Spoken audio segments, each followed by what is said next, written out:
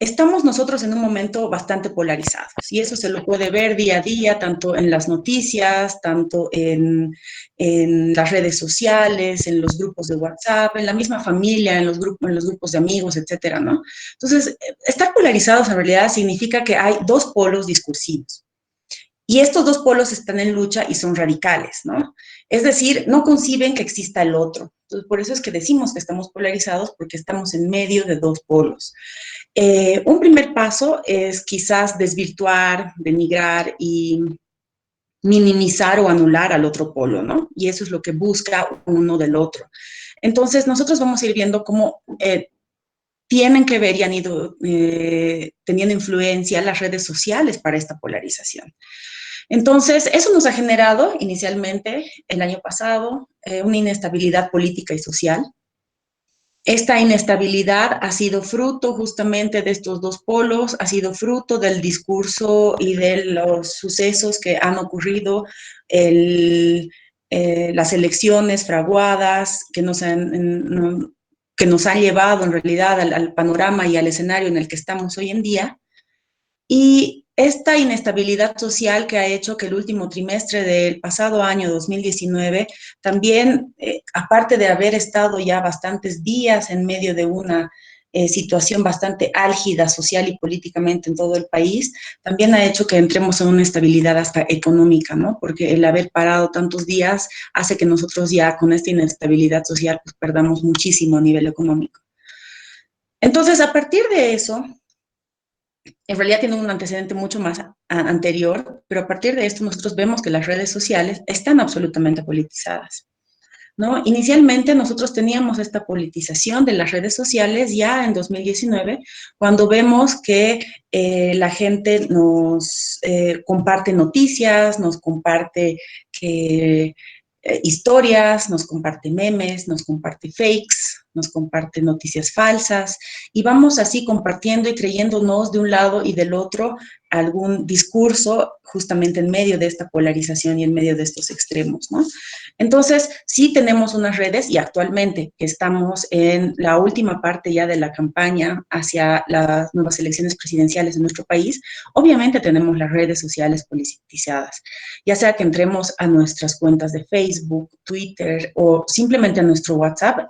Recibimos nosotros bastante información acerca de lo que sucede, acerca de los partidos políticos, acerca de lo que se está hablando, acerca de lo que está sucediendo y uno que otro fake, ¿no? O sea, una que otra noticia falsa que se va saliendo por ahí, cosa de que tratan de confundir obviamente al elector, porque nosotros somos las personas que vamos a elegir en las próximas elecciones. Entonces, este antecedente ya nos tiene en medio de las redes sociales politizadas, ¿no? Entonces, veremos un poco ya como la agenda. Bolivia en realidad está atravesando un momento bastante crítico, ¿no? Con esto de la pandemia. A inicios de esta semana teníamos casi 65,000 contagiados, 2.400 muertos, un país con casi 11,5 millones de habitantes, ¿no? Y la tasa de letalidad alcanza el 3,6 según los datos de esta semana, como les digo. La contracción de la economía boliviana podría ubicarse en torno al 5,5%, con una caída más profunda en las inversiones que más o menos se estima llegaría a ser hasta del 6,3%. Una de las principales fuentes de ingreso del Estado, y eso no tenemos que dejarlo de lado, proviene del impuesto directo a los hidrocarburos, lo que conocemos como el IDH y las regalías. Entonces, se estima que Bolivia va a recibir este año 150 millones de dólares por la venta del gas, que esto representa más o menos la mitad de lo que se ha obtenido en 2019 y una cuarta parte de lo que se ha obtenido en años anteriores, ¿no?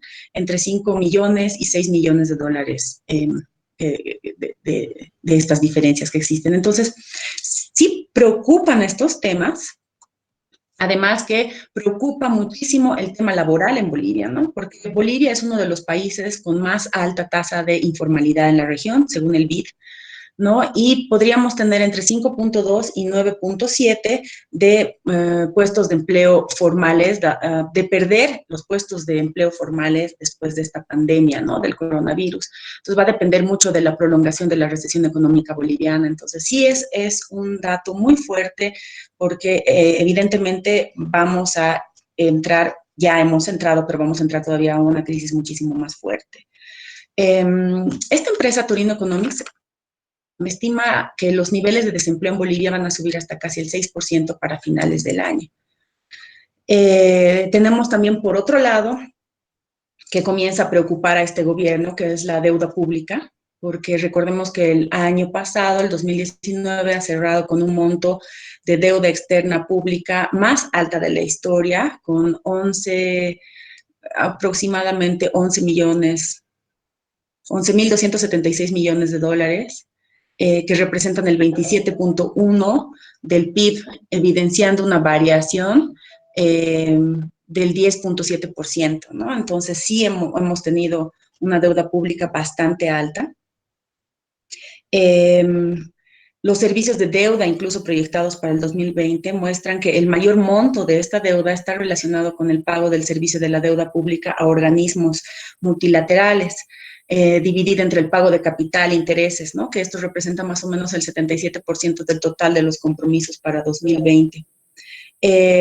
Por otro lado, tenemos que esta irrupción del COVID hemos tenido que destinar recursos para atender los problemas sociales, sanitarios, ¿no? Producto de esta pandemia. Las políticas de emergencia están completando un paquete de estímulo fiscal cercano al 2% del Producto Interno Bruto, ¿no? Entonces, según los cálculos, por ejemplo, del BID, esto va a impactar directamente la deuda pública de nuestro país. Entonces, sí tenemos bastantes problemas, tanto económicos, tanto en el empleo, tenemos problemas con el tema de la salud, que todavía no podemos controlar. Tenemos problemas con las deudas externas, con las deudas bilaterales. En realidad, sí se nos vienen todos los problemas juntos y en medio de esto estamos en un escenario con medidas de confinamiento, con tensiones sociales, ¿no? Y estamos introduciendo también factores de riesgo en el tema de la gobernabilidad. Entonces, si Bolivia retorna, por ejemplo, a una dinámica política de estas confrontaciones entre regiones que siempre las hemos tenido, esta polarización se va a hacer muchísimo más profunda, ¿no? Entonces, podemos ver que una de las maneras de que esta crisis política la podamos resolver, en cierto modo, va a ser la resolución por las elecciones, ¿no? Respecto al monto de las transferencias que se han hecho para poder luchar contra esta epidemia, podemos ver aquí los indicadores, ¿no? Que han ido al bono familia, una transferencia de efectivo, que han ido al bono familia para estudiantes de nivel inicial y primario, la canasta familia para hogares de ingresos bajos. Y ahí tenemos los montos más o menos y a cuántos beneficiarios han llegado, los subsidios, que son el pago de tarifas eléctricas y el 50% de las tarifas de agua y gas de 3 meses, y los gastos en salud, ¿no? Que ha habido el tema de la importación de equipos y el aumento en la capacidad de las unidades de terapia intensiva. Entonces, sí hemos tenido bastante dinero que ha salido de las arcas del Estado para poder combatir esta crisis, esta epidemia, y aún así no se la está pudiendo contener, ¿no? Aún así se sigue necesitando dinero como para poder contenerla propiamente. Vámonos un poquito a lo que es el debate actual. Inicialmente tenemos este gobierno transitorio, ¿no? Este gobierno transitorio en realidad viene fruto de toda la crisis que habíamos hablado inicialmente del 2019.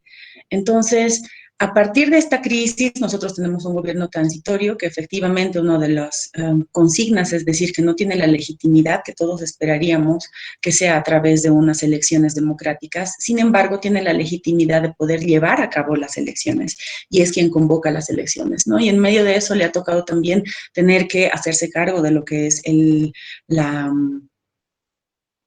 pandemia y el COVID en nuestro país. El COVID, que nos está trayendo todos estos elementos, nos está quitando mucho dinero líquido a la economía en el país, está causando el desempleo y va a causar serios problemas también económicos en el corto y mediano plazo. Y en medio de esto también tenemos pues el proceso electoral 2020, que inicialmente estaba programado para el 3 de mayo, posteriormente se ha programado para el 6 de septiembre y en las recientes horas se ha vuelto a reprogramar para el 18 de octubre. Entonces, y aquí tenemos un punto bastante delicado, digamos, cuando hablamos acerca de los dilemas que nos planteamos como sociedad, todos nosotros los bolivianos nos planteamos el dilema si la democracia versus la salud, ¿cuál pesa más? Y en realidad puede llegar a ser hasta un falso dilema, ¿no? Porque es un dilema de todos los países que en este momento están pasando por el tema del COVID y además que tienen que atravesar unos procesos electorales. Entonces, yo creo que más allá de cuál vale más, porque en realidad la democracia es un símbolo de la libertad y la salud, pues, es el símbolo de la vida. Entonces, ambos deberían estar intrínsecamente de la mano, ¿no? Entonces, no tenemos por qué decir que uno es más importante del otro cuando ambos deberían ir de la mano en condiciones normales, ¿no? Por otro lado, tenemos una crisis de representación política desde todo punto de vista y tenemos nosotros que ir hacia la tarea de subsanar estas grietas que se han formado a partir del 2019, ¿no? Estas polarizaciones que hemos tenido, estas situaciones en las cuales nos hemos dividido como país, pero a un punto de quiebre. Por otro lado, al tener esta crisis de representación política, que cuando se exigen elecciones es justamente para tener un gobierno plenamente constituido, con una mayoría de votación del electorado y que por lo menos eso le dé legitimidad a todas las tareas y a todas las decisiones que vaya a tomar. Que no quiere decir que al día siguiente que nosotros tengamos un nuevo gobierno se vayan a resolver todos los problemas, pero al menos la legitimidad que le va a dar el voto del pueblo va a ser bastante importante en el momento de tomar decisiones. En otro punto de este debate actual tenemos el know-how de experiencias, es decir, el cómo se hace de experiencias. Tomemos en cuenta que hasta la fecha, durante este año, ya se han llevado a cabo aproximadamente 70 procesos electorales a nivel mundial en tiempos de COVID, ¿no? Y se han realizado en Latinoamérica, si no me equivoco, 3 procesos. El de República Dominicana, que ha sido hace pocas semanas, y otro que ha sido el presidenciales de Guyana y Surinam, ¿no? Entonces, tenemos ya este tipo de experiencias, se las han hecho, hay un know-how para poder realizar también una experiencia democrática y unas elecciones en nuestro país, porque no somos el único país que está de frente a las elecciones generales para su población, ¿no? Entonces, sí tenemos eh, esta ventaja que la podemos sacar de los otros países que están llevando a cabo y que han llevado a cabo también estas experiencias de procesos electorales. Entonces podríamos sacar lo mejor de ellos y nosotros incluso tratar de llevar la bandera en Latinoamérica, en Sudamérica, para las elecciones que se vienen más adelante. Por otro lado, tenemos en este punto del debate al órgano electoral y al Tribunal Supremo Electoral, que en realidad ellos en este momento, si bien se constituyen bajo un esquema de autónomo, sí necesitarían algún tipo de flexibilidad, algún tipo de eh, justamente poder flexibilizar su normativa para poder realizar varias acciones que se requieren durante los procesos electorales que se van a llevar a cabo, ¿no? Porque ellos necesitan quizás hasta ciertas normas excepcionales para poder actuar en las elecciones, ¿no? Para poder dictar para poder dictar varias situaciones que nos beneficien, ¿no? Tanto administrativas, poder digitalizar el voto. Hay muchísimas opciones que ellos podrían tomar, pero en base a su autonomía, ellos también deberían tener esta flexibilización en el ámbito normativo, ¿no? Y hablando ya de los sistemas democráticos, pues no somos evidentemente el único país que está de cara a las nuevas elecciones. Tenemos otras elecciones, ya sea en Uruguay, tenemos las elecciones que se están preparando también para Estados Unidos, hay otros países que han retrasado sus elecciones hasta el 2021, pero ahí sí tenemos una diferencia, ¿no? Porque en otros países que han podido dilatar sus elecciones para el 2021, es mucho más fácil porque en realidad ellos ya tenían eh, sistemas, ya tenían estos sistemas democráticos, es decir, ya tenían un presidente y un vicepresidente elegidos, y es muchísimo más fácil con ellos poder dilatar mientras ellos se hagan cargo de lo que es la pandemia. En cambio, nosotros venimos ya de un quiebre político, de una crisis política, y nos estamos acercando a una elección que ya viene con mucha polarización y que al mismo tiempo carecemos en este gobierno transitorio de una representación política plena, ¿no? Entonces, estamos en medio de este escenario, un escenario bastante complejo y del cual tenemos que salir también y en el cual se tienen que llevar las elecciones, ¿no? O sea, ya hemos suspendido, no sé cuánto más se pudiera seguir alargando este proceso. Creo que las acciones efectivas, tanto en salud como en estos temas también de elecciones, deben hacerse parte durante toda esta temporada. Entonces, dentro de lo que es la agenda política y que todos los partidos políticos tienen que confluir hacia una sola agenda en la que puedan responder a las demandas de la población, definitivamente en primer lugar está la salud, ¿no? Respondiendo a las necesidades de infraestructura, a las necesidades de equipamiento, a las necesidades de incrementar al personal de salud también. Creo que esto se lo tiene claro y es transversal con todos los partidos políticos. Si bien alguno no le ha debido dar la mayor importancia para las elecciones del 2019, ya con esta realidad actual sí podemos ver que es algo con lo que todos los partidos deberían presentarse, ¿no? Por otro lado, la economía, porque precisamente reactivando la economía, haciendo una reactivación económica, subiendo los niveles de inversión pública que hace que la inversión pública en realidad ayuda muchísimo al circuito de desarrollo económico dentro de un país, ¿no? Por eso es que es tan importante, y el apoyo a las empresas y las MIPES con créditos, con varias medidas económicas que se vayan a dictar también es uno de los aspectos fundamentales y que debería ser importante para todos los partidos políticos que están en pugna ahora, ¿no? Por otro lado, también tenemos el empleo, ¿no? Porque el empleo nos genera también otro tipo de situaciones más complejas. La falta de empleo nos va a generar incluso hasta un nivel de pobreza de pronto. Entonces, la idea es la creación de las estructuras de empleo a mediano plazo, reajustar un poco el aparato estatal, la inyección de los recursos para la creación de empleos, ¿no? Y poder subsanar este tema del empleo que durante esta época de la pandemia se está viendo tan azotado en el país. Por otro lado, tenemos la educación, porque hemos visto que realmente el adaptarnos a un nuevo sistema de educación es bastante complejo. Todavía esta situación de emergencia sanitaria tiene un tiempo más por delante, por lo tanto hay que pensar en una reestructuración educativa, ¿no? Para que más adelante todos podamos estar en la misma capacidad de tener una educación virtual, a la cual nos hemos tenido que ir adaptando poco a poco, pero hablemos también del tema educativo inicial, secundario, que también tienen problemas en algunas regiones rurales para poder cumplir con este tema, dado que es muy complejo el tema de la conectividad en muchos lugares y en muchas áreas rurales de nuestro país, ¿no? Entonces, respecto a la educación, hay que hacer también un análisis estructural de las debilidades que tenemos actualmente. Por otro lado, la violencia, que también ha sido algo demasiado evidente durante todos estos meses de confinamiento, donde se han registrado índices bastante altos de violencia de género, violencia infantil, ¿no? Y temas también de seguridad ciudadana. Recordemos que en el momento en que nosotros estamos entrando al desempleo, entonces se comienza a generar el tema de inseguridad.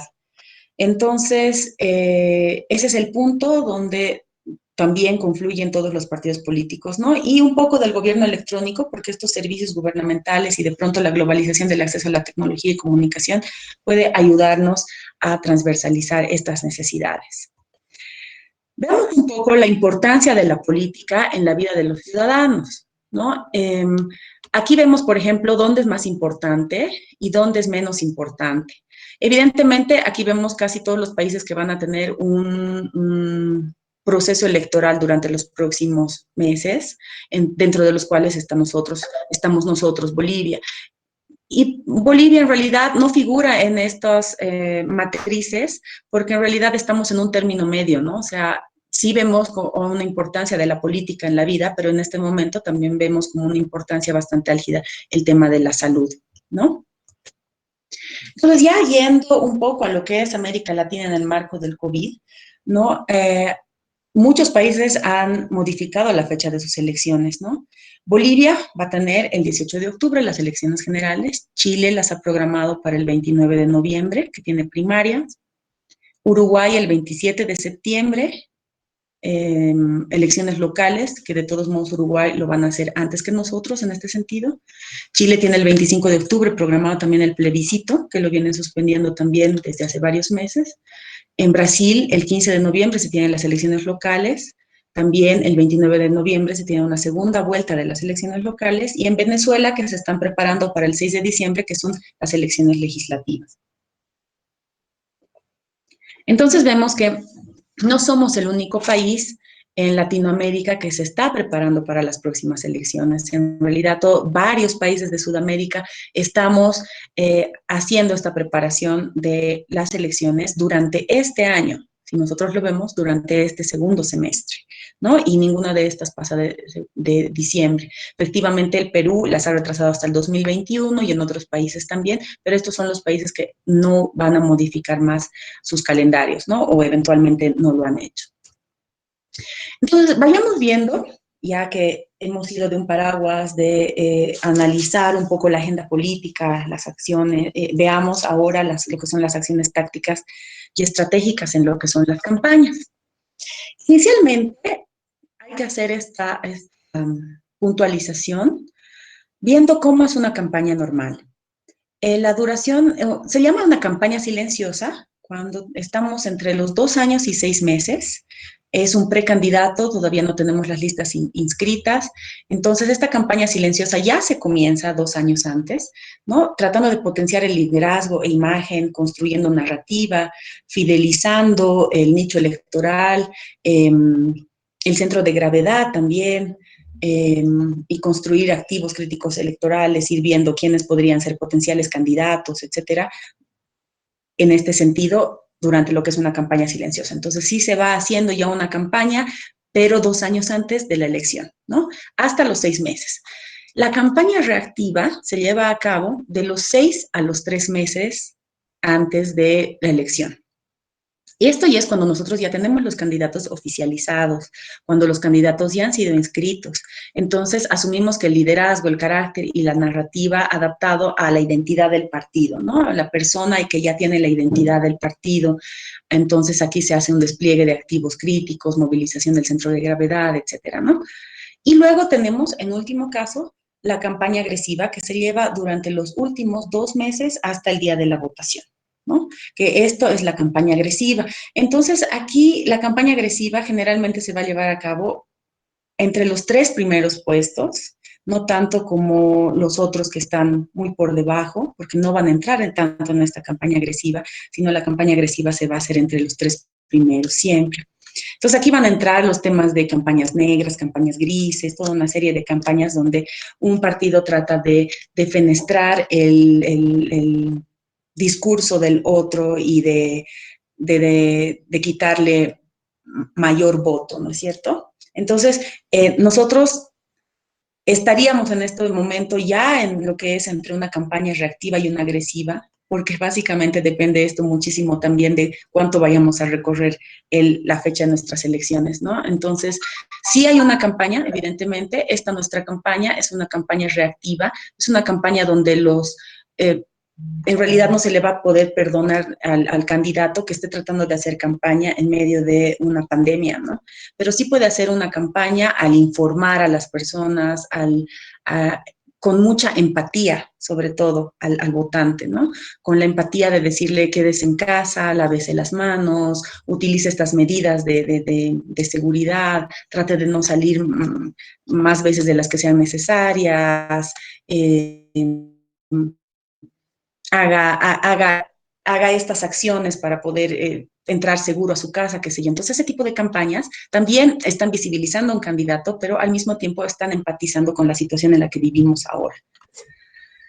En este sentido, quiero hacer énfasis en estas estrategias en las campañas por su modalidad y cómo están divididas. Tenemos 4 tipos de estrategias: aire, tierra, mixta y mar. Las campañas de aire se refieren a todo lo que son los medios de televisión, la radio, la prensa escrita, Las campañas, las estrategias de tierra en realidad se centran en las movilizaciones a pie, las campañas puerta a puerta, el contacto directo, la publicidad básica. En las campañas tierra tenemos todo lo que son los meetings, las concentraciones, ¿no? Lo que conocemos nosotros como las caminatas, concentraciones, meetings que se llevan a cabo durante una campaña. La mixta es cuando intercambiamos estrategias durante el inicio, intermedio y el fin de la campaña, y las de mar en realidad se refieren a todo lo que es el Internet, el uso del Internet y las redes sociales. Hoy en día ya no podemos concebir una campaña electoral o un periodo de gobierno sin las redes sociales. Las redes sociales son esenciales para poder democratizar el acceso al conocimiento sobre la gestión de un gobierno y también para poder democratizar nuestro acceso a la información sobre lo que nos están ofreciendo los candidatos durante el periodo preelectoral. Entonces, vayamos viendo ahora, ya que haciendo énfasis en las estrategias, tenemos que tomar en cuenta que dada la alerta sanitaria, no vamos a hacer campañas tierra en nuestro país durante esta campaña. Entonces va a ser la gran diferencia con otro tipo de campañas, ¿no? Y recordemos que las campañas que más visualizan, que más muestran el acceso de las personas a estas campañas o la llegada de los volúmenes de personas a determinados mítines o concentraciones son a través de las campañas tierra. Y esto a veces a través de la visualización de los votantes que todavía tienen muy volátil su elección o su voto, entonces sí llega a ser muy fuerte, porque en realidad no vamos a tener nosotros estas campañas, no se va a poder hacer mítines, no se va a poder hacer concentraciones, no se va a poder hacer caminatas, ni nada de eso. Entonces tenemos que enfocarnos muchísimo más en lo que vayan a hacer las campañas por redes sociales. Entonces, ya que estamos hablando de las redes sociales y del uso del Internet en Bolivia, vayamos viendo un poco de los datos en nuestro país. Por ejemplo, el 67.5% de la población urbana y rural mayor a 14 años ha usado Internet alguna vez, al menos una vez durante el último mes. Este es un dato, por ejemplo, de la GETIC. El 50%, según la encuesta Hogares del INE, tiene acceso a las redes sociales. El 95% se conecta por móviles, que no es la conexión de mayor calidad, la mejor en todo caso es la de ADSL. Entonces, aquí vemos tres formas de brecha, ¿no? La conectividad, de habilidades para saber usar el Internet, o sea, cuántos saben usar y no lo saben usar, y un ambiente que motive a quedarse conectado e innovar. Es decir, aquí es donde van a entrar también todo lo que son nuestras campañas. Vayamos viendo entonces los internautas. Los internautas, vamos a ver este porcentaje de la población por departamento. Donde hay mayor población internauta, donde vemos aquí, es en Santa Cruz, que tienen el 83% de población internauta. Luego viene Tarija, Oruro, Beni, ambos con el 66%, luego Cochabamba, Chuquisaca, 64, 63, y La Paz, que tiene un 60% de internautas. Todo Bolivia llega a un 67.5% de gente que tiene acceso al Internet. Internet en el celular. Este es el porcentaje de la población internauta que tiene Internet en su celular, que es básicamente el 95% contra un 5% que no tiene Internet en su celular. Es decir, las personas que tienen un smartphone para comunicarse, que son el 95% de nuestra población. Es decir, es un número bastante alto.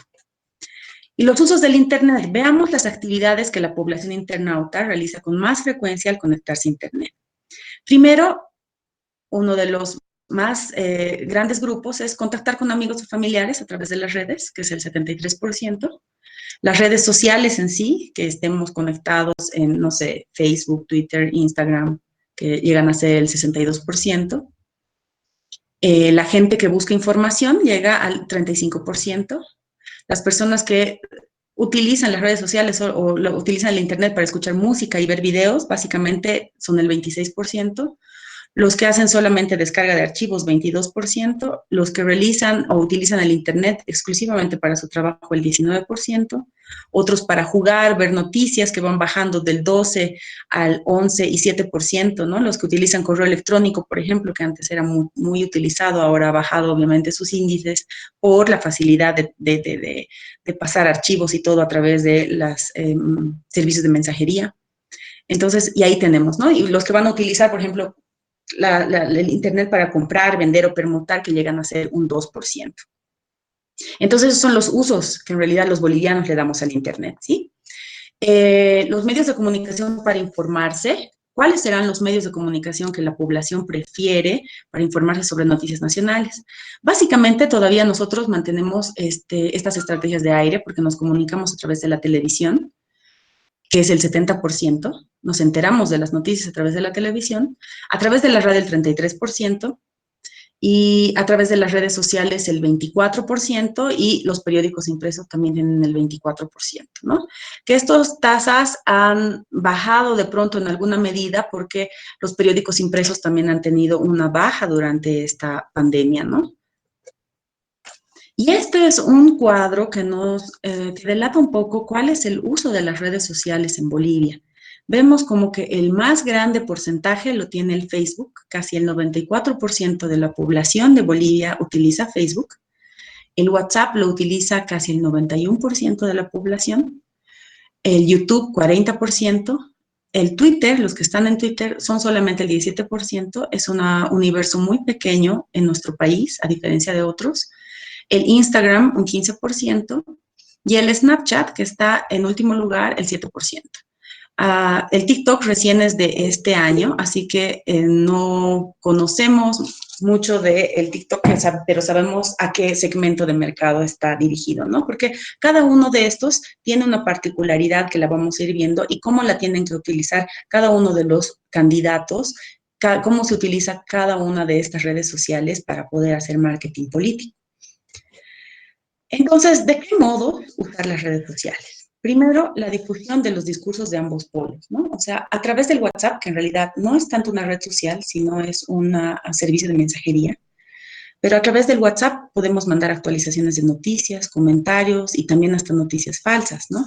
Porque resulta que WhatsApp es un circuito más cerrado. Es cuando estamos en los grupos de WhatsApp, estamos en unos grupos de la universidad, con nuestros compañeros, o en unos grupos familiares, o en otro tipo de grupos, donde está alguien que conocemos, o un pariente, o una persona a la que nosotros le tenemos confianza, etcétera. Entonces, esto hace que cuando alguien manda una noticia a uno de los grupos de WhatsApp, nosotros le demos más credibilidad, porque son grupos cerrados, ¿no? Y por eso es que también las fake news que se han difundido durante la crisis política del 2019 han tenido bastante relevancia, ¿no? El tipo de mensajes de que el hermano de mi primo o de un conocido ha mandado un audio que dice que tal cosa, que no sé qué, ha sido pues viral en todos los grupos de WhatsApp, ¿no? Y todo el mundo terminaba compartiendo y al final haciendo viral una noticia que resultaba falsa, ¿no? Twitter, por ejemplo, es un espacio más político, ¿sí? Y en Twitter hay una guerra de hashtags, hay una reacción ciudadana, ¿no? En Twitter el universo, como les decía, es muy pequeño todavía en Bolivia. Nosotros necesitamos, nosotros en realidad vemos que el Twitter tiene un espacio político, un espacio donde están periodistas, medios de comunicación, políticos, candidatos, pero donde se dan a conocer de un modo también y que se puede oficializar ciertas opiniones de los candidatos a través del Twitter, ¿no? El Facebook tiene alguna deliberación y principalmente para difusión de memes y noticias falsas. Entonces, el Facebook tenemos muchísimo por compartir en el tema de memes, porque los memes en realidad ya son parte de lo que es la comunicación política y el marketing político en sí, y son parte de la comunicación en general, y son parte de nuestro día a día también, ¿no? Entonces, por supuesto que los memes también son parte de lo que es la comunicación política. Las noticias falsas que las tenemos también a través de Facebook, en las que hay algunas cosas que se viralizan y otras que no, y que resultan siendo falsas, ¿no? Ante esto, Bolivia se ha creado dos páginas, que es una Chequea Bolivia y otra es um, Chequea Bolivia y el otro no recuerdo en este momento, que son dos páginas en las cuales uno va mandando la noticia y ellos se encargan también de ver si es una noticia falsa, de hacer la investigación o si es una noticia verdadera, ¿no? Y estas están colgadas también en la web para que todas las noticias o lo que nos van pasando por las redes pueda ser verificado a través de ellos. Verifica Bolivia y Chequea Bolivia. Son ambas estas dos páginas que hacen este trabajo de investigación. El YouTube es más que todo para la difusión de los videos extensos, ¿no? En YouTube sí vamos a poder ver videos mucho más largos, ¿no? Más de un minuto, donde podamos ver a los candidatos haciendo propuestas o hablando acerca de determinados temas. Hemos visto, por ejemplo, que la presidenta ha comprado espacios de YouTube durante este tiempo para socializar un poco las medidas que estaba tomando, que se han tomado. Entonces, esta es también una red social en la cual sí se pueden subir bastantes videos, ¿no? Y que algunos de los candidatos la utilizan, algunos suben a YouTube los videos de algunas entrevistas que han tenido, entonces así van haciendo también viralización a través de YouTube. Y el Instagram en realidad es una red social que va a terminar humanizando al candidato, porque tenemos que tomar en cuenta que las personas, todas las personas, queremos ver a la persona más allá del político, ¿no? Entonces, esa es la idea que tiene el Instagram, de que pueda subir fotografías, por ejemplo, con su familia o un día normal o que está haciendo un fin de semana, ¿no? En situaciones normales. El Facebook nos va a ayudar también a humanizarnos un poco y siempre se recomienda que los candidatos deben tener muchísima empatía y tratar de mostrar su día a día a través del Facebook, ¿no? El Twitter evidentemente nos da una línea de acción, nos ayuda a mucho activismo digital, el activismo digital que se va creando también a través de las redes y que esto lo van creando los partidos políticos también. Cada partido político va creando sus activismos digitales, que son grupos en los cuales se van compartiendo y difundiendo diferentes noticias y que a través de estos grupos se los va haciendo virales. Y no es un grupo ni dos grupos, son muchísimos grupos de activistas digitales que son personas que tienen la misma ideología o apoyan la misma ideología que van a estar haciendo la viralización de ciertas noticias, ¿no? Entonces, dentro de estos también tenemos los bots, los trolls, de los cuales se ha hablado tanto durante la crisis política del 2019, que son en realidad, los bots son robots que se van comprando a través de otro tipo de agencias para que son falsos seguidores, ¿no? Y los trolls en realidad son personas que se esconden detrás de un anonimato para poder hacer comentarios en contra de determinados candidatos. Entonces, ya que hemos hablado de las estrategias y de las redes sociales, ¿cómo usamos las estrategias? Las estrategias, habíamos dicho, en tierra, que van a ser el contacto directo con la gente, las propuestas claras. En este caso no vamos a tener ni mitines ni concentraciones, eso lo tenemos que tener bastante claro. No es peligroso hacer campaña electoral en este tiempo porque no va a haber concentraciones de personas para poder hacer campañas electorales. Este es un punto en contra y un punto que tiene que ayudar a innovar a todos los partidos políticos. Y obviamente cuando queremos hacer esta campaña tierra, que es el contacto con la gente, estas que hacíamos puerta a puerta, ser auténticos con el discurso, ¿no? Hablar a las masas, tratar de hablarles y tener un discurso que promueva su emotividad, su emoción y hacer un poco de psicología de masas cuando se está utilizando un discurso. Pero en este caso no vamos a tener esas campañas tierra, ¿no? Incluso algunas encuestas que se están haciendo ahora ya se están haciendo vía telefónica, las encuestas que realizan algunas empresas encuestadoras se están haciendo también por redes sociales, ¿no? Porque no se puede hacer este puerta a puerta en esta época de pandemia. Las estrategias, por ejemplo, en MAR va a ser la escucha activa y la conversación con los usuarios, ¿no? Es decir, ya que estamos a través de las redes sociales, tenemos que tener mucha interacción con las personas que están en las redes sociales. En ocasiones responderles, en ocasiones demostrarles que nosotros también estamos pendientes de nuestras redes sociales y que podemos interactuar con ellos, ¿no? Hay que hacer un planeamiento microsegmentado, es decir, tenemos que saber a qué red social va a ir dirigido nuestra determinado mensaje. Cada red social en realidad tiene que tener un distinto discurso del mensaje. Podemos tener una idea que decimos vamos a reactivar la economía, pero tiene que estar escrita distinta para Facebook, tenemos que tener otro tipo de visión o escritura para el Twitter y tenemos que tener también otra manera de socializarlo a través del YouTube, utilizando un video, utilizando imágenes, qué sé yo, y también para el Instagram, ¿no? Entonces, cada red social tiene una distinción de cómo va a llegar el mensaje y además qué personas utilizan más estas redes sociales, ¿no? Entonces, en las redes sociales sí aplicamos a que los candidatos deben ser naturales, espontáneos y la inmediatez, tratar de contestar los mensajes o tratar de reaccionar o lanzar mensajes en el momento inmediato. Ya a veces cuando queremos lanzar un mensaje acerca de algo que ya ha sucedido, ya podemos haber sido ya podemos estar muy desfasados del mensaje que queríamos dar, ¿no? Entonces, sobre todo hay que tratar de dominar la conversación, tener un criterio bastante fuerte cuando estamos hablando de estas estrategias de mar. Y tenemos que hablar también del contenido y la comunidad, es decir, estamos hablando y creando un contenido, estamos creando una historia, ¿no? Para contarles a través de las redes sociales y de este modo estamos conformando una comunidad de personas que nos siguen. Algo que los candidatos y los partidos políticos tampoco deben olvidar es que un like no significa un voto, ¿no? Sino que de repente sí puedo estar de acuerdo con algo que dice, pero que no necesariamente estoy de acuerdo con emitir mi voto a favor de este candidato. Cuando hablamos, por ejemplo, de las estrategias en aire, estamos hablando de captar y sintetizar la esencia de un storytelling. ¿Qué es un storytelling? En realidad es cuando los ciudadanos tienen que ser los héroes de una historia, es contarle una historia a los ciudadanos, ¿no? Que quieren mejorar algo. Es decir, un candidato puede ayudar al héroe, a este ciudadano, mediante un plan y además que convoque a un objetivo. Entonces, esa es la historia que nosotros tenemos que armar, que la vamos a llevar a través de la televisión y a través de la radio, ¿no? Haciendo llamados de acción, ganando espacios con mensajes impactantes, discursos emotivos por la radio, por la televisión, porque por la radio y la televisión, por la radio podemos dar énfasis a la voz para poder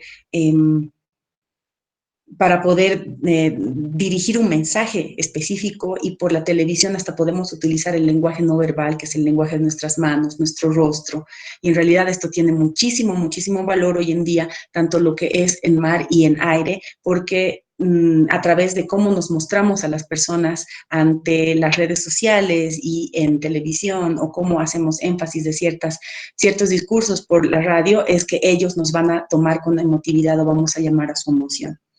Debemos considerar que, por ejemplo, se preguntarán cómo vamos a llegar a las áreas rurales, al lugar más recóndito, no sé, del campo, si ahí la gente no utiliza redes sociales. Evidentemente, en nuestro país todavía tenemos que en las zonas rurales no es un hábito utilizar redes sociales, ¿no?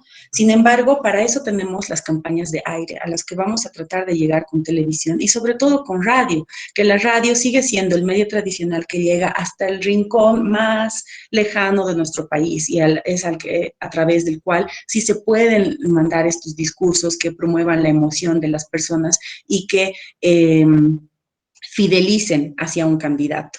Entonces, tenemos estas estrategias. Evidentemente, la primera, la de tierra, no la vamos a utilizar. La de mar y la de aire son las que en este momento todos los candidatos ya están utilizando. Cuando estamos hablando de contar una historia, de storytelling, en realidad tenemos que contar esta historia unificada, una sola historia, pero atomizada. Quiere decir que tenemos que tener diferencias para cada uno de los medios. No voy a contar una historia, por ejemplo, no sé, de que hemos ayudado a determinadas áreas en una situación un poco compleja. No me quiero ir directamente al COVID para no señalar tanto ese tema que ya es tan delicado entre nosotros, ¿no? Pero creo una historia y esta historia tiene que ser difundida a través de Twitter de un modo que va a ser absolutamente distinto a si lo difundo por Facebook. Y obviamente también si lo difundo a través de la prensa.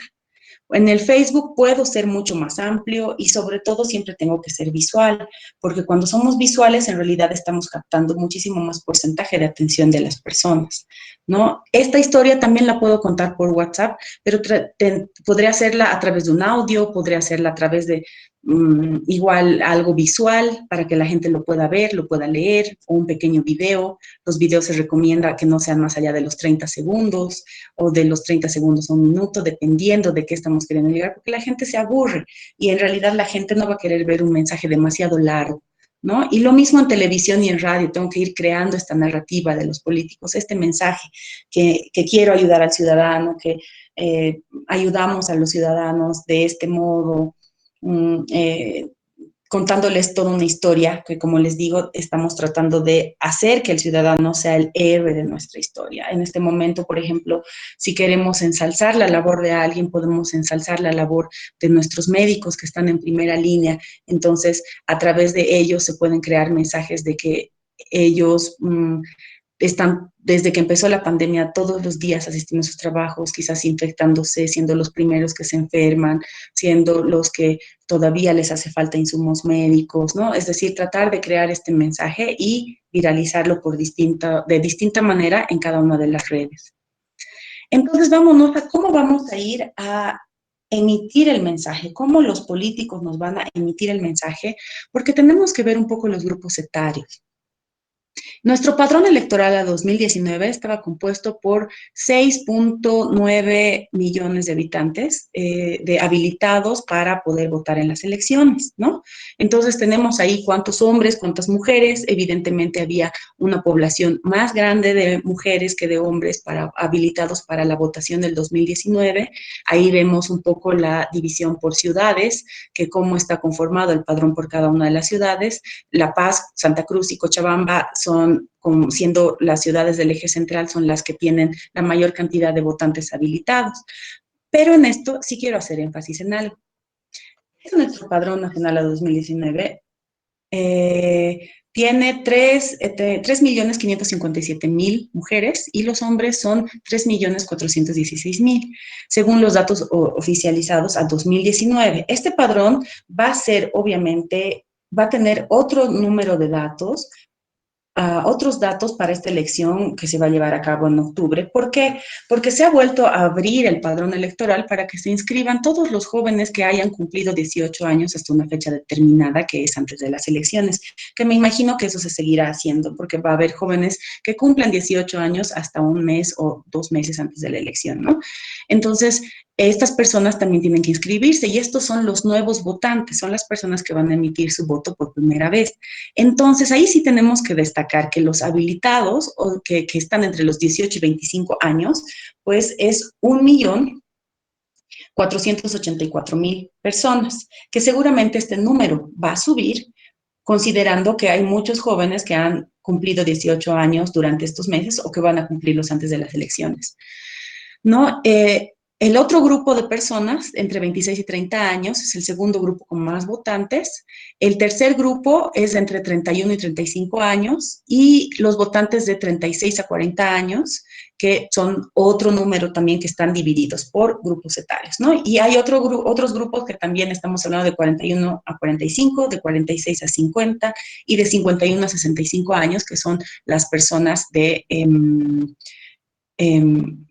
la tercera edad, ¿no? Entonces aquí tenemos dos grandes grupos. Primero, el primer y el grupo más grande es el grupo de los jóvenes. Estos representan aproximadamente el 40% del padrón electoral.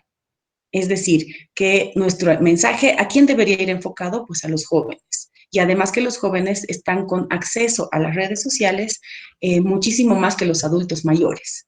Entonces, tenemos que llegar de dos maneras. Primero, todos los candidatos van a llegar a través de las redes sociales y a través de todas las redes sociales podemos evidenciar que hay un par de candidatos que han subido sus TikToks, por ejemplo, en esta última semana, tratando de llegar a estas personas, porque el TikTok en realidad está enfocado, es de una red social para los adolescentes que llegan hasta los 18 años de edad, ¿no? En su gran mayoría. El Facebook casi no lo utilizan las personas de la tercera edad. A las personas de la tercera edad sí tenemos que llegar con medios de aire, que son la radio y la televisión, que son los medios que ellos prefieren, que son los medios tradicionales. A todos los demás podemos llegar ya sea por Twitter, por Facebook y sobre todo por WhatsApp, que es algo que transversaliza a todos los grupos etarios.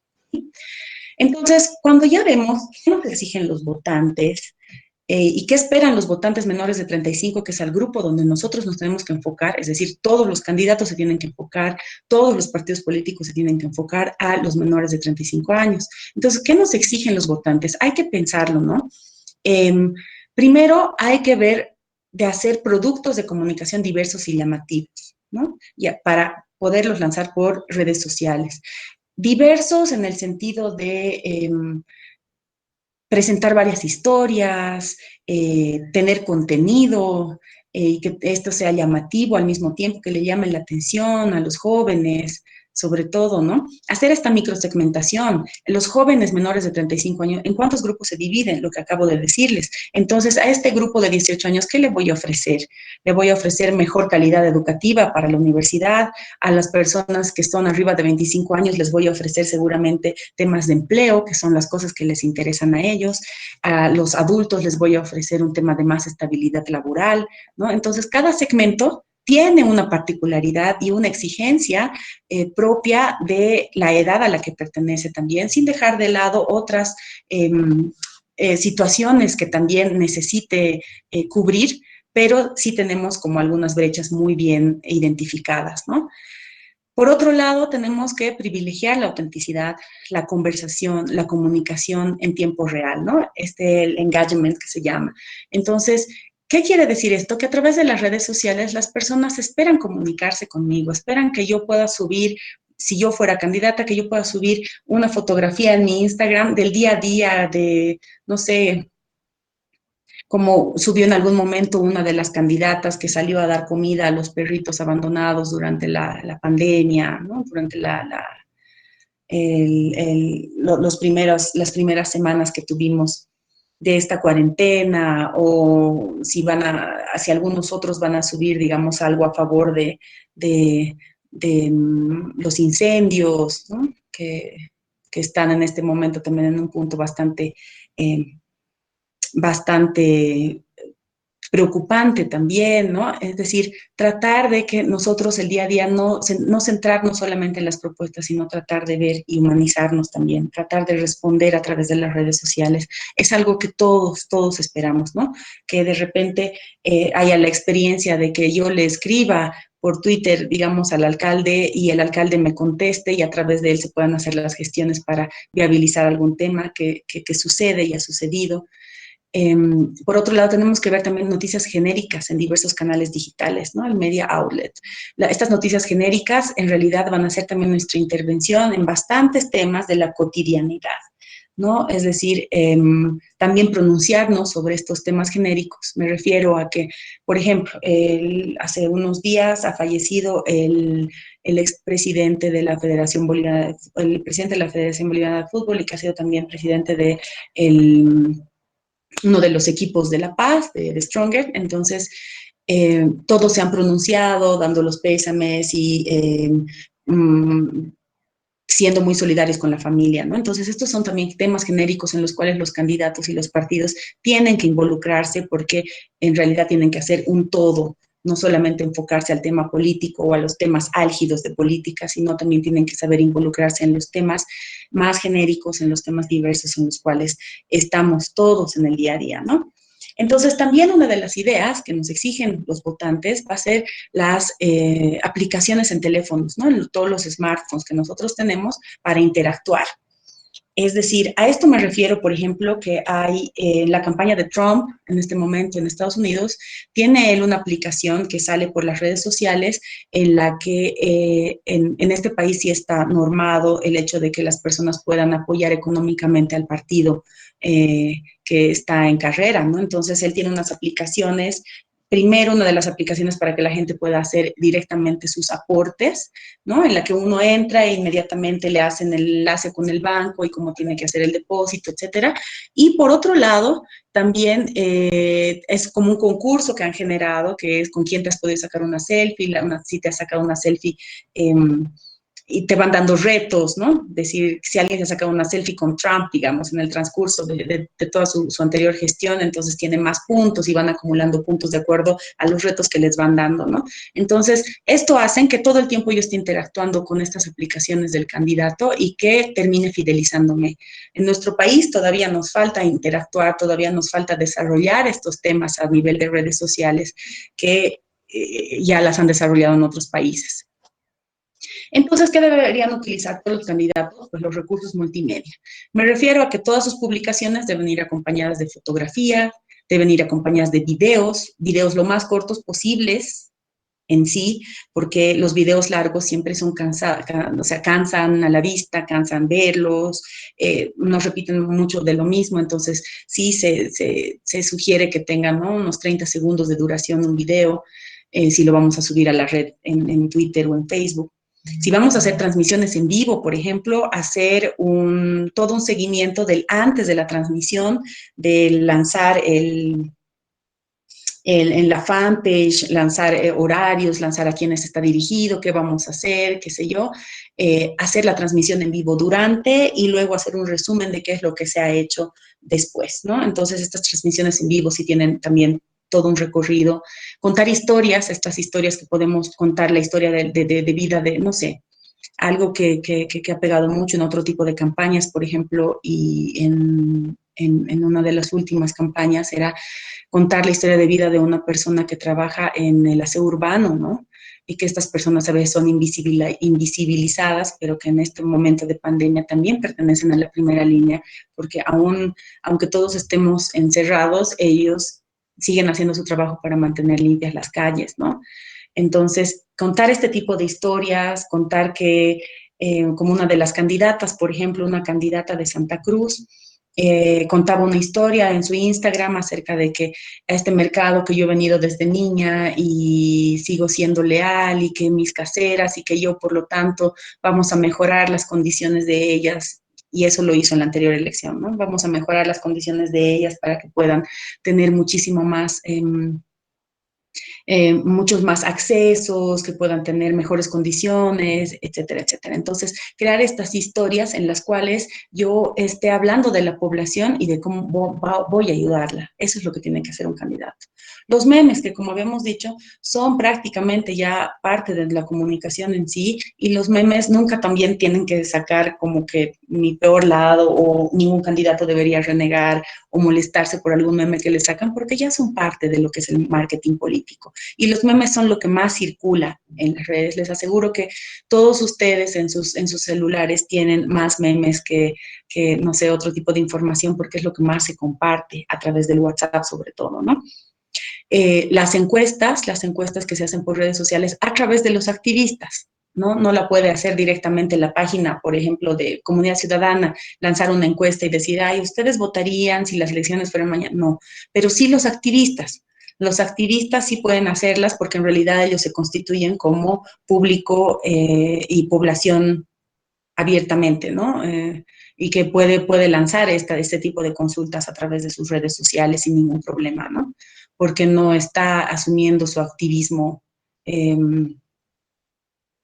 legalmente, ¿no? O sea, sí tienen todos los partidos políticos activismos, todos tienen activistas y estos activistas sí pueden hacer este tipo de encuestas, ¿no? Que son encuestas por redes sociales, pequeñas, etcétera. Hacer el recurso de los textos, utilizar, por ejemplo, en los textos hashtag.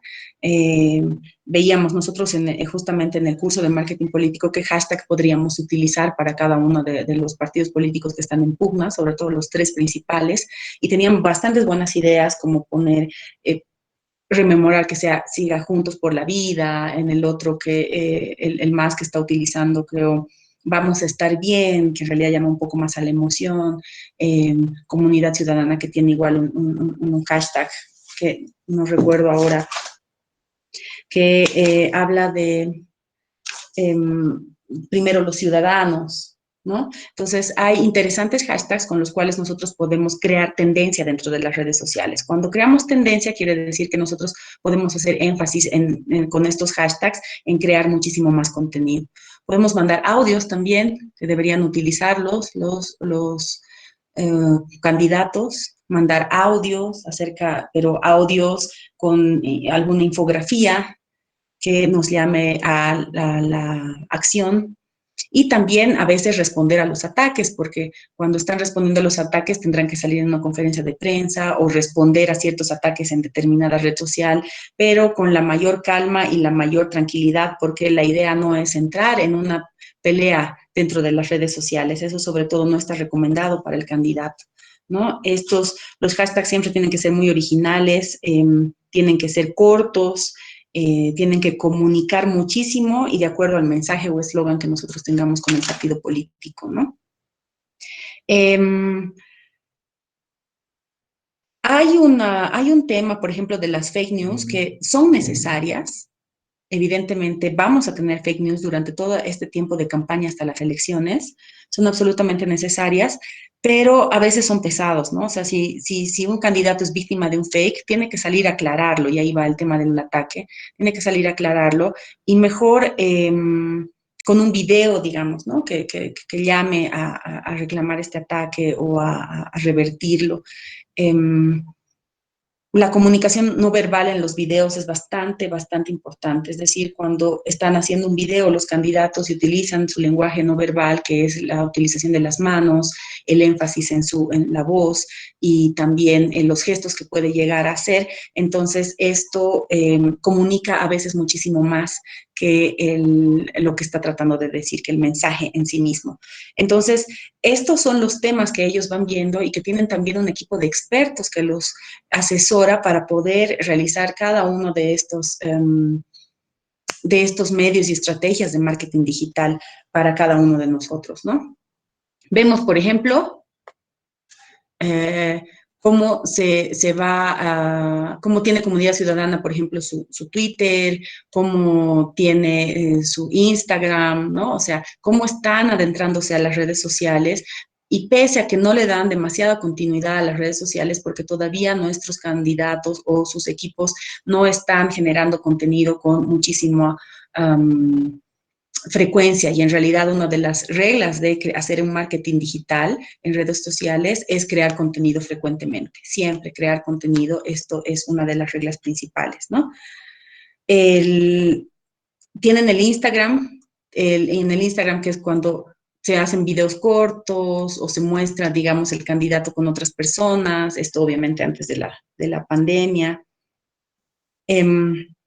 El Facebook, por ejemplo, que en realidad cultiva seguidores, que es su principal objetivo, ¿no? Y sirve también, en cierto modo, para humanizar al candidato.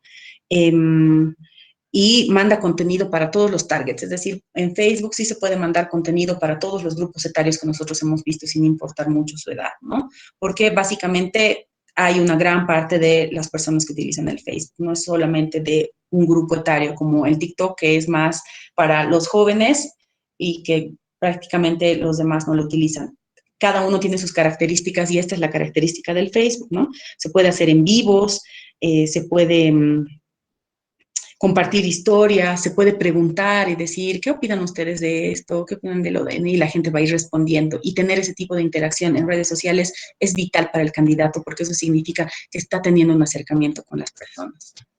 Este, por ejemplo, es otro de algunas páginas que tenemos acerca de una de las alianzas que es con Soberanía y Libertad de la actual candidata Áñez y otra de las páginas que tiene, ¿no? Que es Bolivia Somos Todos. Y aquí vemos, por ejemplo, parte de sus hashtags que son Juntos Podemos Avanzar o Yanine Presidente, Samuel Vicepresidente, sus hashtags que generan tendencia. Y en realidad, cuando los activistas van a hacer nuevas publicaciones, tienen que respetar estos hashtags para poder crear esta tendencia. Y obviamente que la presidenta, la candidata Yanine Áñez, tiene muchísimo flujo de información en Twitter, que realmente llega a ser como una plataforma oficial donde emite varios mensajes, ¿no? Y a través de esto, o sea, vemos nosotros cómo van también en otras redes sociales viralizándose también los contenidos de cada uno de los candidatos. Aquí vemos, por ejemplo, algunos de las redes del MAS, que tenemos en primer lugar lo que es el Twitter, que es donde está generando contenido sí, con más frecuencia, y es un contenido que se comparte muchísimo en las redes, y ustedes pueden ver ahí los retweets, los likes y demás que se generan y que además se van viralizando a través de lo que va sacando el candidato, ¿no? El segundo es de su Instagram, es que lanza videos o parte de sus conferencias de prensa a través del Instagram, que es lo que tiene muchísimo más énfasis, digamos, a este partido, a este candidato. Y por otro lado tenemos también lo que es el Facebook, ¿no? El Facebook donde anuncia también todos los lugares donde él va a estar presente en algunas charlas, conversatorios o algunas de las decisiones que se ha tomado. Y lo que yo he notado, por ejemplo, es que el mismo mensaje que utiliza en Twitter lo postea de la misma manera en el Facebook, exactamente igual, ¿no? Entonces, ahí sí, digamos, necesitaría hacer un cambio de acuerdo a lo que son un poco las reglas del marketing digital, de tratar de cambiar un poquito el contenido sin cambiar la esencia del mensaje. Entonces, en Twitter, que es el de la izquierda, siempre nos obliga a pensar en un mensaje muy corto. Recordemos que Twitter tiene solo 280 caracteres para que podamos lanzar un mensaje. Hay que tratar de utilizar, a los candidatos siempre van a tratar de utilizar un hashtag durante toda su campaña. Ahora están con el hashtag vamos a estar bien, el hashtag con el que iniciaron y con el que también hasta ahora siguen sacándolo es Primero la Vida, que fue también la propuesta de ellos. Se recomienda siempre acompañar algún Twitter con alguna imagen o con un GIF, ¿no? O con un video, como en el segundo caso del Instagram, porque siempre tiene más impacto. Y tratar de ser propositivos, ¿no? Esa es una de las reglas también para poder estar ahí, tratar de ser siempre propositivos y tratar de interactuar con todos, ¿no?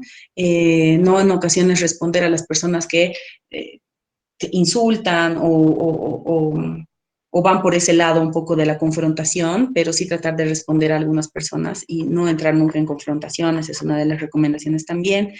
Eh, Hay una huella digital que por mucho que yo borro una publicación o el candidato borra una publicación, siempre se va a quedar, ¿no?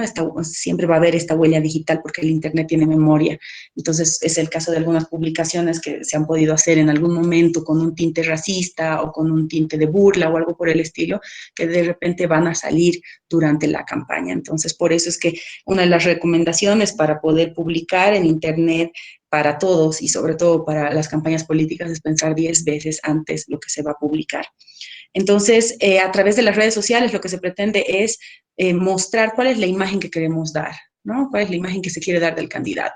Como vemos aquí, es el mensaje y hasta los colores en los que viste, esto tiene toda una teoría igual de ver cómo debe estar peinado uno, cómo debe aparecer en los debates, en la televisión, con qué colores. Entonces, es bastante amplio este tema, ¿no? Hasta ahí es todo lo que he podido recoger para ustedes y es cómo se va a dirigir el marketing político en estos tiempos. Y sobre todo nos van a atacar por las redes sociales que ya estamos viendo nosotros en el día a día. Muchísimas gracias por su atención a todos. Si tienen alguna pregunta, si hay preguntas, me quedo atenta. Muchísimas gracias, Magíster Jimena Murillo Lizárraga. Ahora vamos a iniciar con la ronda de las preguntas. Si alguna persona, por favor, tiene alguna duda, puede hacerlas llegar al chat de la plataforma o también puede habilitar su micrófono. Vamos a comenzar con las 3 primeras preguntas que han llegado al chat de la sala. La primera es de Marisol Ciñani Ticona. Dice, ¿de qué manera afecta el Internet o redes sociales a la prensa escrita, televisión local y radio? Y en cuanto a la información diaria de nuestro país. Bien, para Marisol, en realidad sí afectan porque hay algunas, como ya bien les decía, hay algunas cuentas de algunos candidatos que se oficializan a través de las redes sociales. Quiere decir que pueden sacar una versión oficial acerca de un tema en específico a través de las redes sociales y esto puede ser difundido también a través de lo que es la prensa, la radio, etcétera, etcétera, ¿no?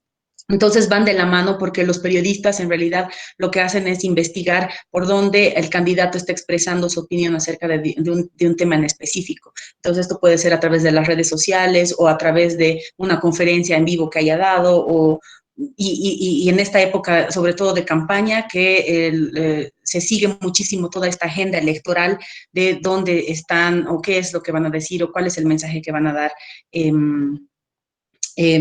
Acerca de un tema en específico, ¿no? Entonces sí están bastante relacionados porque en realidad lo que mueven es información. Tanto las redes sociales mueven información y al mismo tiempo lo mueven también nuestros medios tradicionales como la prensa, la radio y la televisión. Gracias, licenciada. Otra consulta es de Belín, Elvira Patti Flores. Consulta, ¿hasta qué medida se podría utilizar el marketing político para influir en la decisión de los electores?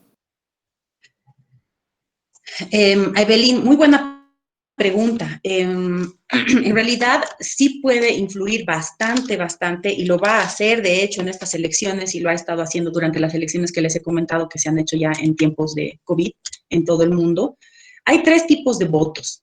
El voto blando, que en realidad son las personas que simpatizan con el candidato, ¿no? Pero que pueden cambiar de opinión, que de repente sí voy a votar por no sé, por el amarillo, pero puedo cambiar de opinión si es que hay algo que me desagrada. Entonces, este es un voto blando. Este es un voto al que en realidad los candidatos y los partidos políticos tienen que atacar, porque es un voto muy voluble, que puede estar direccionado por distintos temas, ¿no? O sea, ya sea que me agrade un poco lo que ha publicado un candidato, pero al día de mañana ya no.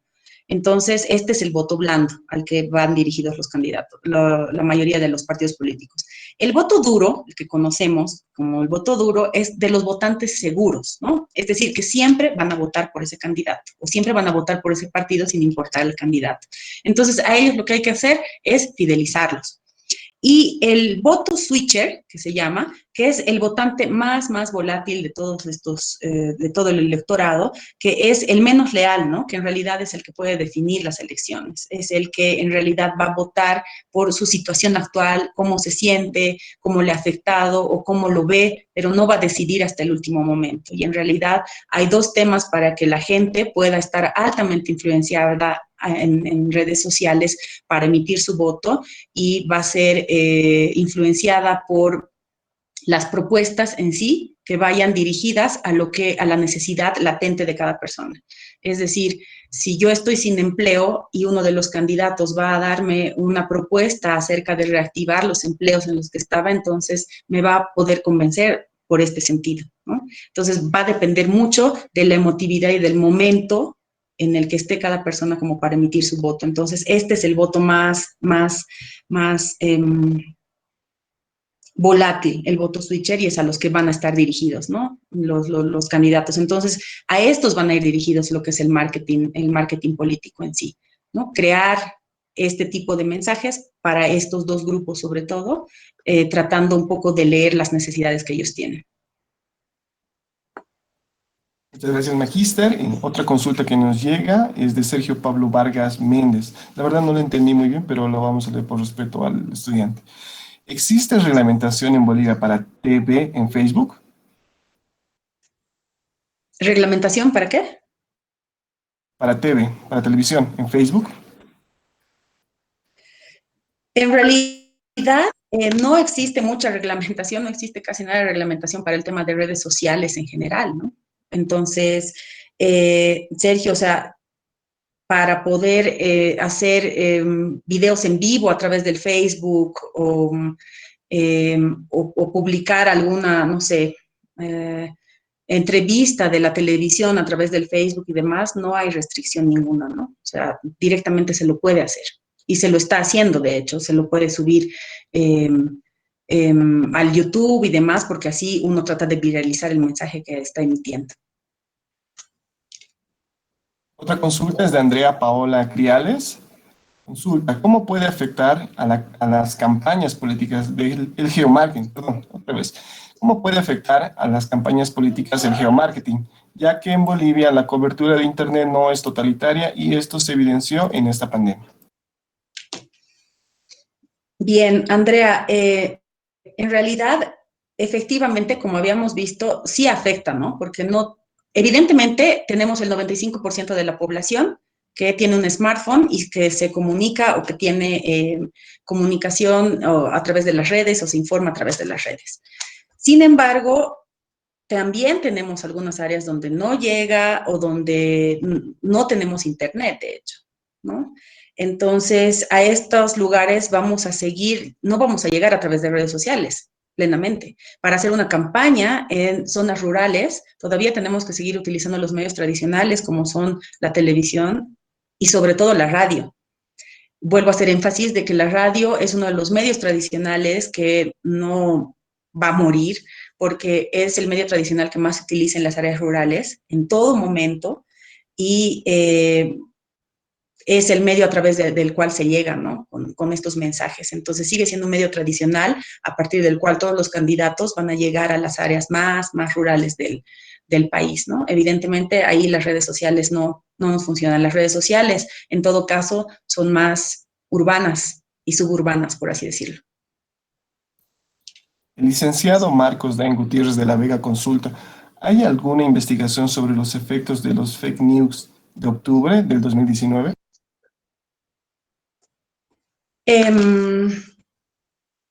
Sí, hay una investigación, la ha realizado la Fundación para el Internet Bolivia, si no me equivoco, donde nos ha hablado acerca de estos dos polos, esta polarización en la que ha habido y acerca de cómo querían que el discurso de uno sea el discurso que valga, ¿no? Es decir, de esto que yo les hablaba del tema de desvirtuar y denigrar y anular a cada uno de los polos, ¿no? Y tratar de que haya una lucha discursiva, es decir, que el discurso de uno sea más válido que el del otro, y esto ha sido bastante interesante. No, en realidad, se habla incluso de una posverdad, de qué es lo que ha sucedido realmente y de estos fake news que han afectado tanto y que sobre todo se han dado durante la crisis del 2019, ¿no? O sea, sobre estos fakes, hablando de que no tienen fuente identificable, no tienen fuente confiable, llaman a la acción en todo momento, y cuando las personas están tan emotivas y emocionales respecto a lo que estaba sucediendo durante la crisis del 2019, han terminado siendo estas fake news instrumentos de la lucha discursiva, ¿no? Entonces, sí hay investigaciones que sí se han sacado, que es en la Fundación Internet Bolivia, y es interesante poder ver estos temas, ¿no? O sea, de esta posverdad y estas medidas de todos los fake news y demás. Y de hecho es bastante amplio el tema, ¿no? Porque podemos ir desde todos los fakes que se han ido sacando con el caso, por ejemplo, de Cambridge Analytica, que ha sido un caso bastante alborotado en las elecciones, en las pasadas elecciones de Estados Unidos, y que incluso hay un documental que se los recomiendo, que está en Netflix, que nos habla acerca un poco de cómo han utilizado los algoritmos de Facebook para poder dividir el voto y el mensaje a las personas a las cuales iba a llegar el mensaje de Trump, ¿no? Entonces, que esto no estaba normado y se ha constituido en un escándalo. Y además, a partir de esto se han ido sacando fake news también muy fuertes. Entonces, sí hay varios artículos y varias cosas al respecto en la red, y respecto a nuestra crisis del 2019, sí hay... no tengo en este momento la página, pero es acerca de la crisis política del 2019, que es en la Fundación Internet Bolivia. Gracias, licenciada. Tenemos 3 preguntas más en la sala. Juan Sarmiento consulta, ¿qué se puede hacer cuando existe incoherencia entre la marca personal del candidato y las acciones de un candidato? Juan, efectivamente lo que más debería haber es la coherencia, ¿no? Y es algo que se tiene que resaltar cuando estamos hablando de el marketing político del candidato en sí, porque la coherencia tiene que ser una de las líneas más fuertes que debe seguir el candidato para poder realmente convencer al electorado, ¿no? Quiere decir, y eso lo mostrábamos en alguna clase con los muchachos de mi curso, por ejemplo, si digo, todos tienen que utilizar barbijo, y yo de repente me presento en una reunión donde están asistiendo otras personas y yo me presento sin el barbijo, entonces no estoy siendo coherente entre lo que digo y lo que hago. Y esto se da cuenta la gente y esto es muy influenciable entre las personas, ¿no?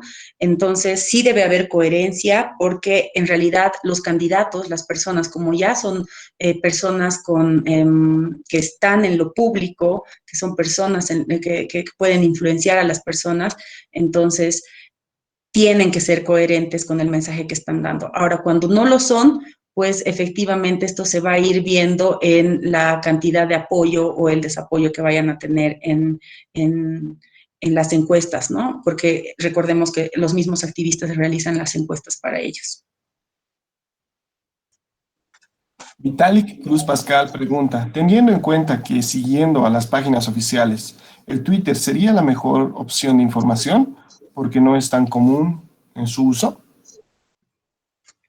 En realidad, el Twitter sí es un poco más oficial para los candidatos, porque ahí sí sacan algunos pronunciamientos oficiales y ustedes siempre van a escuchar en la radio, en la televisión que dicen, la presidenta dijo en su cuenta de Twitter o el candidato dijo en su cuenta de Twitter y en realidad llegan a ser como un medio más oficial, ¿no? Pero recordemos que no es una fuente tampoco muy confiable de información ninguna, siendo Twitter, siendo Facebook, ninguna, si es que nosotros no verificamos la información o si es que nosotros no vemos que la información en la que nos dan tiene una fuente verídica, ¿no? Y el tratar de ver la fuente verídica en todos los casos es importante para que nosotros también no estemos difundiendo y redifundiendo fake news, ¿no?